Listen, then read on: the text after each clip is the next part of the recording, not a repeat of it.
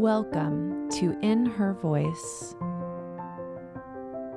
My name is Kelly Covert, and I am passionate about helping women live authentically by listening to their inner voice.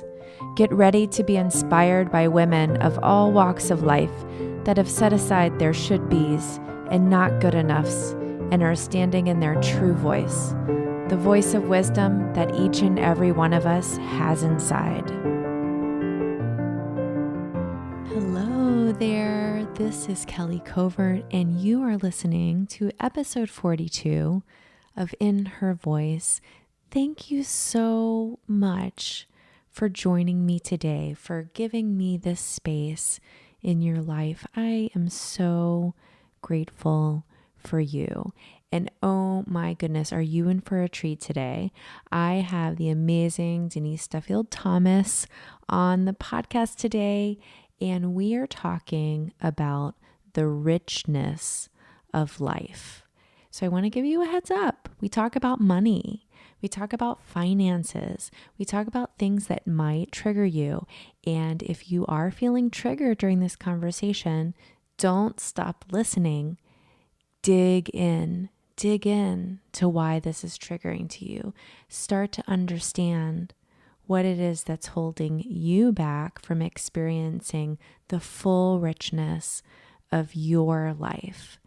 Denise Duffield-Thomas is the money mindset mentor for the new wave of online female entrepreneurs. Her best-selling books, Lucky Bitch and Get Rich, Lucky Bitch, give a fresh and funny roadmap to create an outrageously successful life and business. Denise helps women release their fear of money, set premium prices for their services, and take back control over their finances. She is an award-winning speaker, author, and entrepreneur who helps women transform their economy class money mindset into a first class life.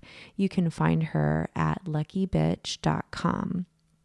And I have read Get Rich, Lucky Bitch. I highly recommend it. It's great. It's fun. It's light, but it's deep, if that makes any sense. And listen, even if you are not an entrepreneur, you need to listen to this. If you are a woman, you need to keep listening to this, because we talk about people who are working in the corporate world. We talk about stay-at-home moms. We are talking about how when women are empowered to earn, they can change the world. And that's what we're all about, right? So sit back and enjoy this interview. I know you're going to fall in love with Denise. Denise Duffield-Thomas, I'm so excited to have you on In Her Voice. Thank you so much for being here. Well, thanks for having me, Kelly. Yes, it's my pleasure. And I want to start with this idea of mindset. So you call yourself a money mindset mentor. And what does that mean when you talk about money mindset and manifesting? Like, what exactly are you talking about? I'm talking about the beliefs that really underpin your actions. And our beliefs about money are really the biggest difference between people who are successful and people who aren't. Because I believe now, especially in our industries, in our communities, women know enough. Like, we've read enough books. We have all of the strategies, but yet we're seeking new strategies. We're seeking silver bullet strategies instead of doing the inner work. And honestly, the missing piece for most people isn't a new strategy, isn't a marketing piece, isn't a system. It is your mindset. It's the beliefs that you have around your ability to be successful, or your ability to manifest money, or your ability to have what you want. That is what is holding most people back. So I decided just to focus on that little piece. I actually started out very much teaching strategy and systems and things like that.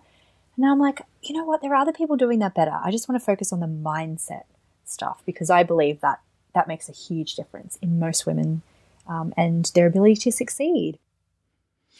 So do you think all women have work to do around their money mindset? Honestly, I mean, the majority of people I have met, yes, really. The people who don't, like, I'm not saying that they're like psychos, but think of the most confident people who never have a shred of doubt. We call them narcissists in a lot of ways, right? Right. And I honestly haven't met too many people who are completely devoid of fear, who 100% believe in themselves all day long, every day, and who don't have some stuff that they need to work on. So I think so, yes. Everyone needs to work on it. Yeah. Well, and I really love in your work, you really dig into the fear side of things because, so often we're just taught all the time, just be positive and just never acknowledge the scariness and don't think about it.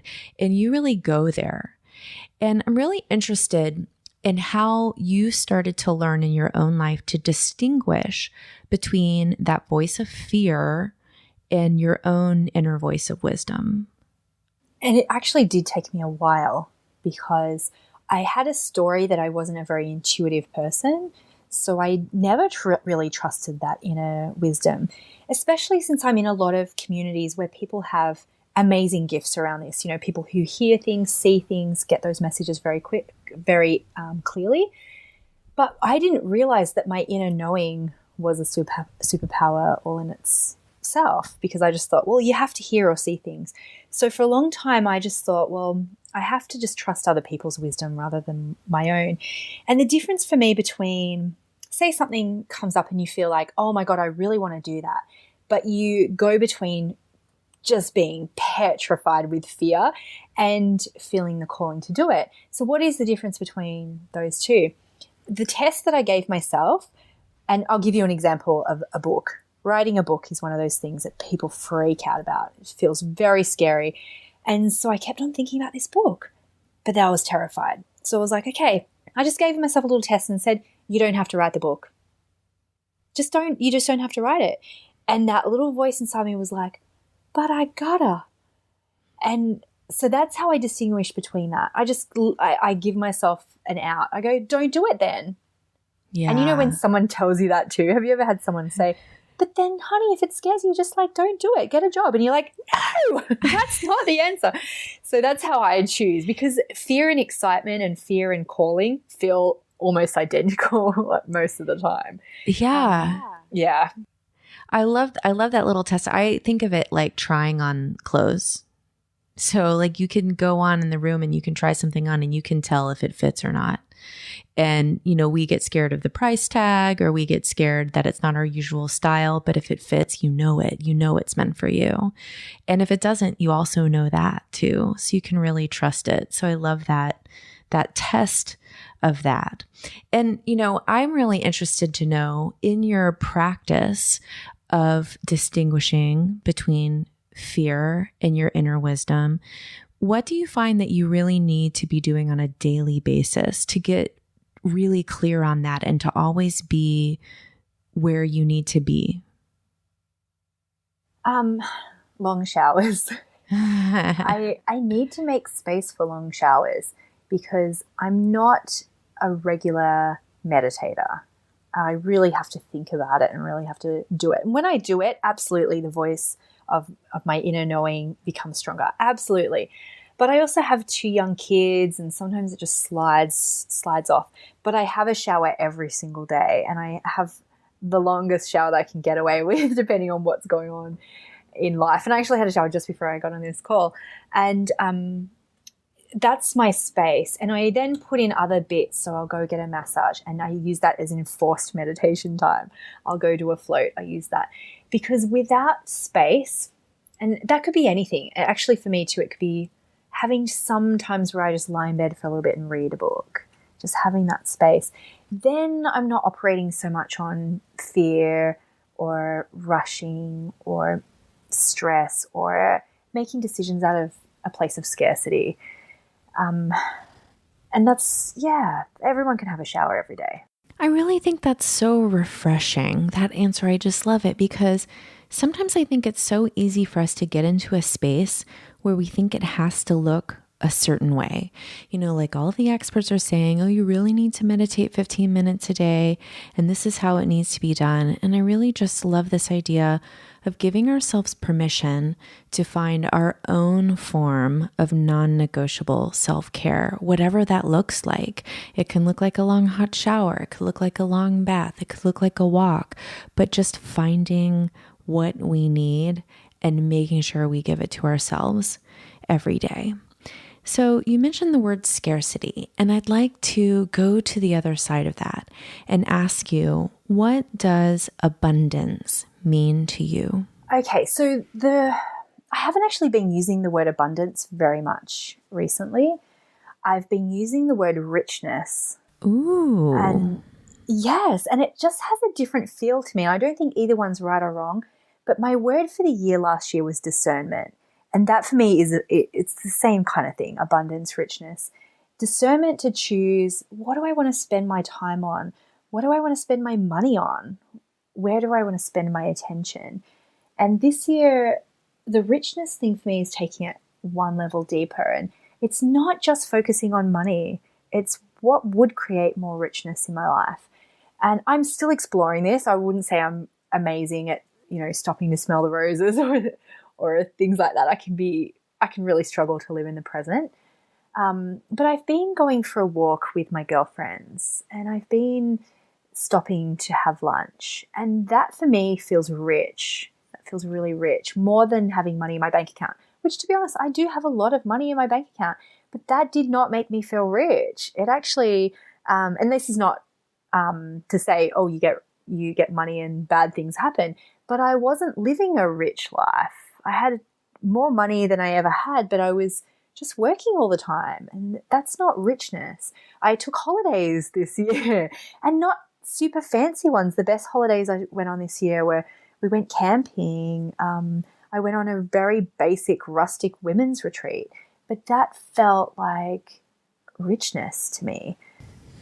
I just love that idea of richness because it feels so expansive to me. I think sometimes when we are thinking about abundance and wealth, we really get into this idea that it is all about money. And so then we're focused on earning money and we're focused on how we can get more money. But thinking of it as richness, it just adds a whole nother layer to what we can actually have available to us in our lives. Oh my gosh, that's beautiful.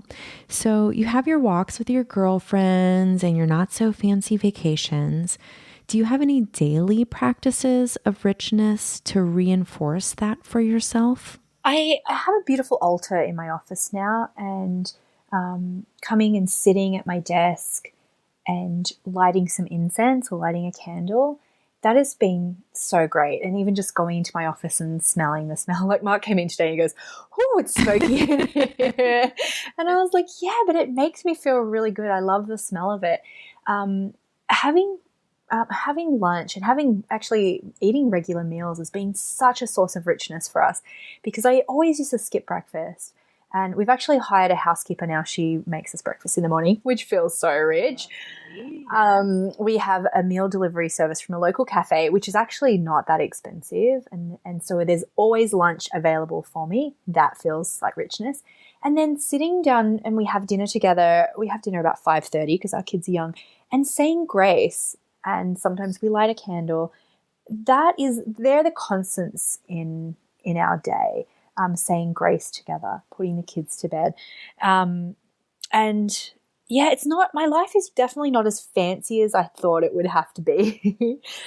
Or back, when I started my business and I dreamed about having $1 million business, or having even just creating a business that supported me. I didn't have to work for someone else. I really thought it was going to be super fancy. I was going to wear fancy clothes all day. And it's really not that for me. Actually, what I was so excited about? I was like, oh my God, this interview we're doing today is an audio interview. And I put on my sweats and it felt like, oh my God, I've got the luxury to do this. I don't have to wear a suit to go to work. That felt like true abundance to me. Yeah, and no bra required for this interview today. Exactly. And I was like, it felt like the biggest treat. I was like, yes, this is so cool. I get to wear my sweats today. And And for me, I really always hated going to a job. I really hated that. So my dream wasn't to have $1 million business. My dream was just to not have to go to a job that I didn't like. And that actually didn't cost that much money to replace those jobs. That felt rich. Just being able to choose to not have to work with clients you don't want to work with. That is true abundance. And it's, yeah, you can buy stuff with the money. I think, I don't like to shame people for spending money because that's okay too. But I just want people to hear that it's not all about that. And that's not going to necessarily make you feel wealthy or abundant or rich. Yes. I'm doing your money boot camp right now, and I'm so loving it. And one of the exercises that has been really revealing for me was the exercise where you go through and you rank the things that you have as being economy or first class or business class, and you sort of start to take stock of what you have in your life. And what I discovered was there was so much more in my life that was first class than I realized.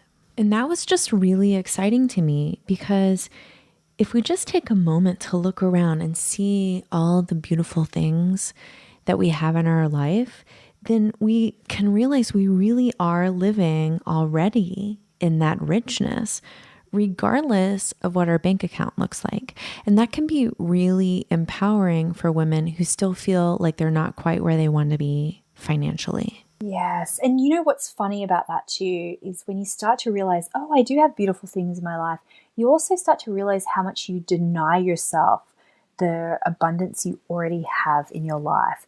Think of how many women they save their nice underwear and they never wear them, or a beautiful dressing gown, or a gift that someone has given you, special jewelry, or even tea. You might have a box of fancy tea bags and you don't allow yourself to use that, or you don't allow yourself to wear your perfume or use your special crockery.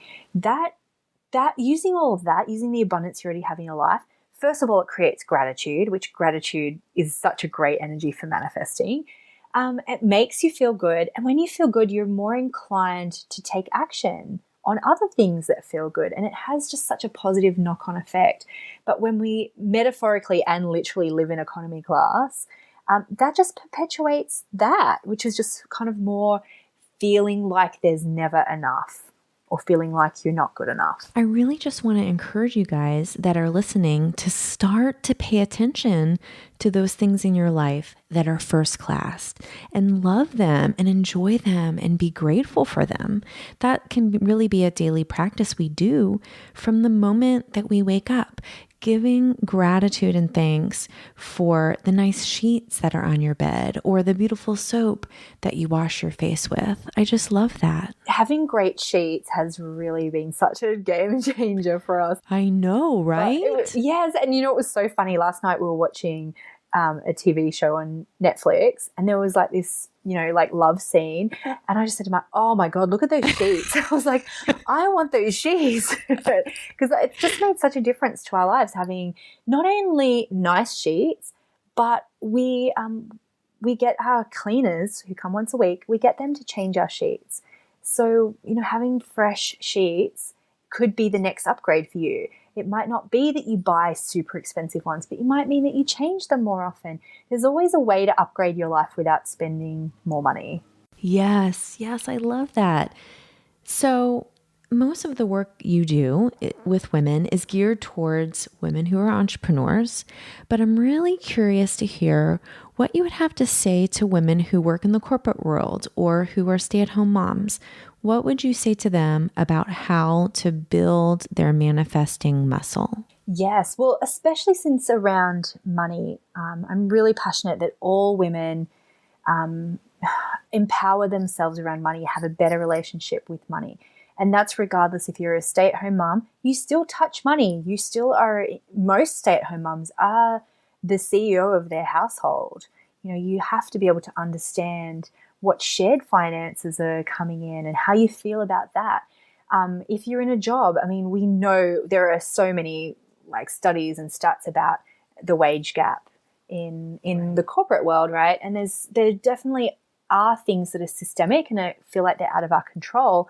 but there are also things that are within your control. Feeling okay about having money conversations, learning not to do business like a man, but learning how some of your beliefs might be holding you back at work and sabotaging your success.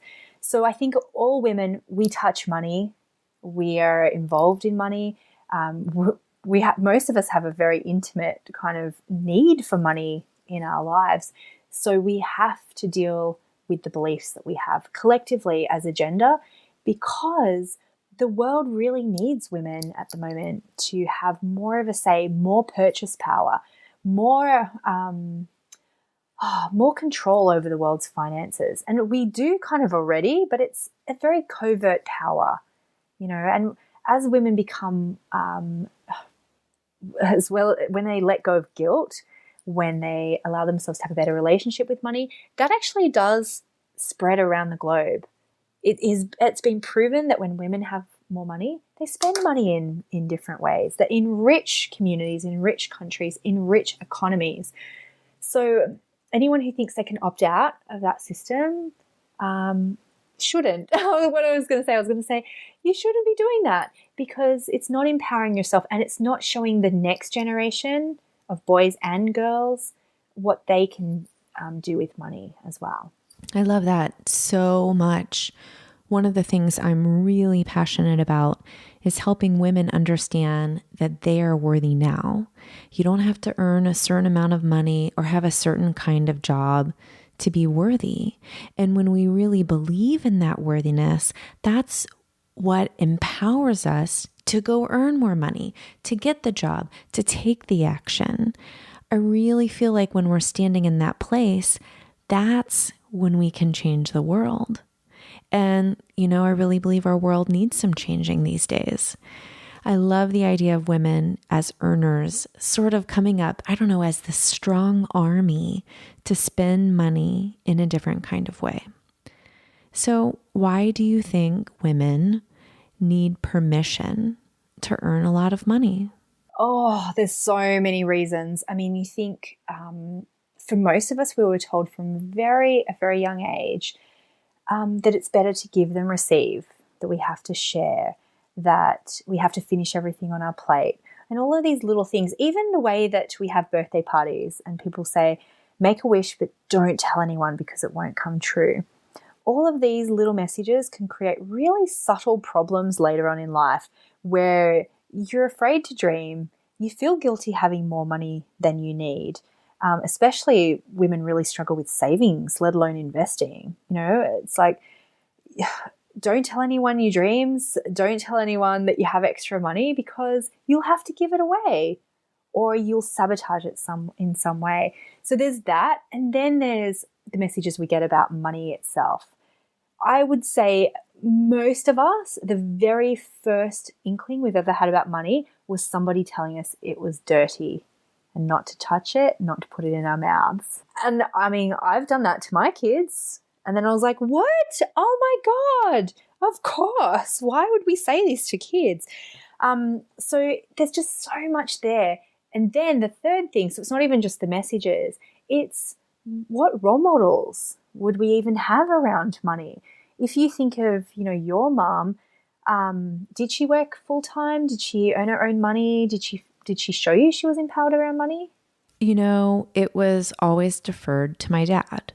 Like whatever money she made was deferred to him. Or I remember her always finding ways to spend money without him knowing. Yes, same. And that's what I grew up watching. And then you think of your mom, right? Did your grandmother work? Did she earn any of her own money, or was it just kind of more of the same but probably a little bit more restricted than your mom? I think probably more of the same, yeah.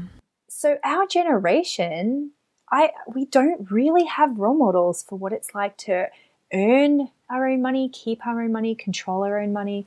And when I ask women this in groups, I get like maybe 5%, maybe 2% of women who are like, you know what, my mum was an entrepreneur and my mum was the breadwinner. And it just happens so rarely that it's new for us. We don't know how to be really in it. And it also starts to bring up stuff around, well, if I make the money, am I emasculating my husband? And that feels like a really old-fashioned idea, but it still is a fear that a lot of women have, even now in 2017. So there's a ton there to unpack, right? And it's like we're beating ourselves up that we should be better with money and we should be this and we should be that. And it's like we're unraveling a lot of stuff. We're undoing a lot of stuff, but not only that, we're kind of forging a new path for our kids, and it's tricky. It feels a little bit hard. Makes us feel a bit vulnerable. And so can we all just have a little bit of compassion, a little bit of self-compassion around that it's new. So what do you think we need to do? Like, if you could pick your number one thing for us to do to really give ourselves that permission to say it's okay, that you're safe, what would be your number one thing we can do to help us with that? Oh my gosh, there's so many things. But one thing I'm a bit passionate about now is let's start talking about it more. So let's take out the secrecy of it. Let's take out the shame and start talking about it with your girlfriends, with other female business owners, with a community like my Money Bootcamp, for example. And one of the things I believe that we can start to do is, one, stop bitching about other women and what they charge. If you see this happening in groups that you're a part of, like stand up and say, you know what, like women can charge what they want. It's literally not our business what she charges. To stop the just perpetuation of shame around money and pricing. I see it sometimes in groups and I go, you know what, like expensive is relative. Like she's allowed to charge what she wants. There's a ton of different target markets. It's none of our business. So there's that part of it. The second part of it is tell your friends, tell your girlfriends, your business buddies, say, you know what, I think you're too cheap. Business women, I go to a salon sometimes to get a spray tan and this lady runs a salon out of her house. And I said to her, look, can I come in on Sunday? She goes, I'm not open officially, but if I'm around, and like we're at home, just call me. And if I'm around, I'll come and do a spray tan for you in the little home office. So I went and I said, honey, you should be charging me a Sunday surcharge for this. And she's like, what? I'm like, yes, you should be putting a 10 to 15% surcharge on this because you're open your home on a day you're not even open and it's a Sunday. So I don't believe it like I go, well, I'm a money mindset mentor and you should listen to me. I'm actually saying it as a woman, as a girlfriend, just to say, honey, I think you're too cheap. I went and got my eyebrows microbladed and she's charging like almost half of what people are charging in bigger cities. I was like, I think you could add a little bit more to your prices. I think we can do this. I think we can, first of all, take a stand for women perpetuating this stuff around pricing or greediness or whatever, and tell other people, tip well and tell other people that you think their prices could go up a little bit. I think that's how we can make the change in our communities, is not making it a secret, shameful thing, but bringing it out that it's normal to talk about money. It's okay for women to talk about money, and we should because we're allowed to. So I think those little things can be very symbolic. Yeah, and I also love the idea of using women, like going to women to get your tan and your microblading and your haircut and your stationery or whatever it is. So looking for women-owned businesses. It's that same idea of putting more money into hands of women who are going to spend it in different ways, and then we enrich our world in that way. So all of those are wonderful. Thank you. Denise, I know you have a busy day and I don't want to keep you too much longer, but I would love for you to share with my listeners how they can connect with you and learn more about what you have going on and how to get some money mindset mentoring. Well, first of all, I want to say I'm not busy. And I always correct this. I always say it because people go, oh, your time must be so busy. I'm like, I'm really not. Like I've deliberately created that. But also I call out the word busy. It's the B word that we never use in our house is busy. Love it. Yes, because I choose everything. I'm really intentional about the people that I work with, the interviews I do, the way I spend my day. I'm so intentional about it. And so I never feel like I'm busy. So that's just one thing I wanted to say, because I appreciate you being here and, it's a reciprocal thing, right? Right. Yeah. And then the way people can contact me, I'm really active on Instagram. Instagram is my favorite place to hang out at the moment. And I'm there at Denise DT, which is also the name of my website. And I've got a ton of free resources on there about how to price things, how to learn kind of a manifesting formula that works really practically for most things you want to create. And I blog about money and I share numbers very transparently about my business.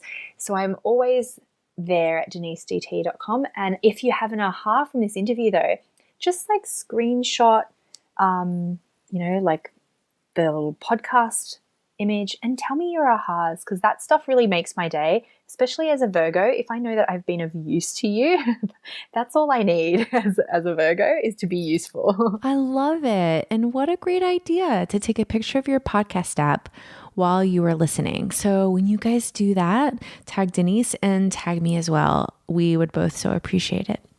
So Denise, I have one last question for you, a question I ask all of my guests, and that is, right now in your life, what is your inner voice telling you? My inner voice is saying that it's time to step up as a leader in your community and encourage, and that's the word I'm getting, is I'm not a guru. I'm an encourager and a cheerleader of other women to do the same thing. Oh, well, I think you're doing a wonderful job of that already. I know that I have learned so much from you, and I'm so grateful for the work that you're putting out into the world. And I just want to honor and acknowledge you for being here today. I feel your energy is so gracious, just like so generous and so giving. And I want to say thank you for sharing that with me and with all the listeners of In Her Voice. Thank you, Kelly. Thanks, everybody.